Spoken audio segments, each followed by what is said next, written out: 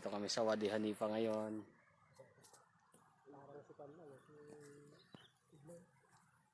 Dito lang to sa Riyadh eh. Nandito lang to sa Riyadh.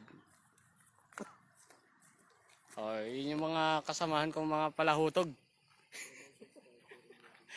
Ayun si Ryan, oh. Si Jay, si Ronald, si Noli, si RJ, si Gerald.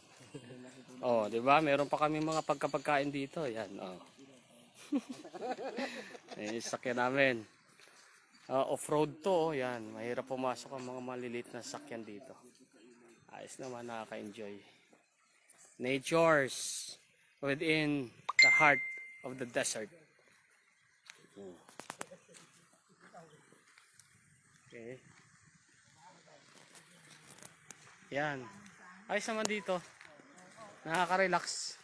Kasi naririnig mo yung agos ng tubig.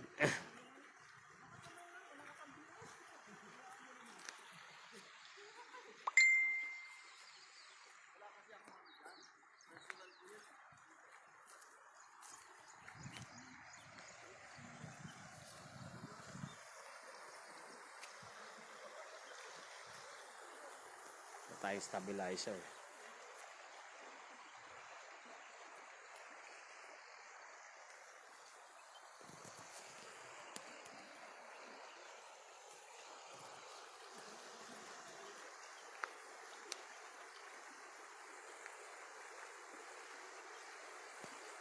Ayun.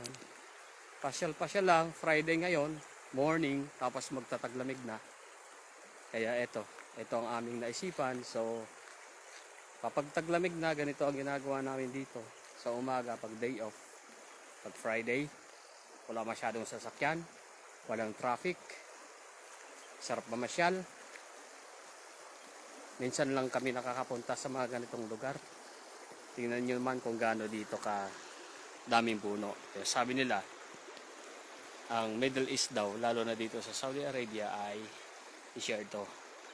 Purong buhangin, mainit, pero sa ngayong panahon hindi, kasi magwi-winter na. Tingnan nyo naman kung gaano kakapal ang mga puno dyan.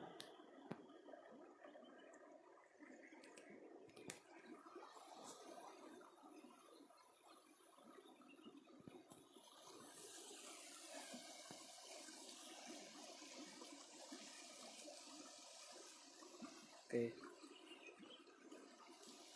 Yan.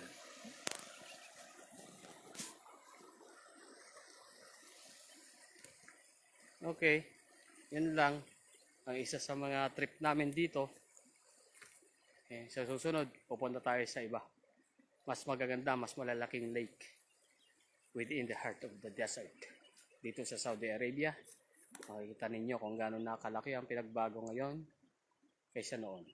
Okay, I'm here for 20 years. Sa loob ng mga panahon yon, marami na rin nagbago. Okay, unti-unti nagiging green na ang Middle East. At yun naman ang plano ng gobyerno dito. Sabi nila, gawin nilang Green Riyadh. Itong Riyadh. Well, sabi nila, ito daw yung magiging Dubai ng Saudi Arabia, yung Riyadh. We will see. Meron silang plano, the year of 2030. Tingnan natin. Sana na dito pa tayo ng mga panahon yan para ma-experience natin kung ano man ang mga pagbabagong gagawin ng gobyerno dito sa Riyadh. Okay, so once again, tingnan ninyo. Yan. Well, ang dami nito sa Pilipinas, kaya lang dito sa Saudi Arabia, minsanan lang to. Samahan nyo ko, okay? Thank you.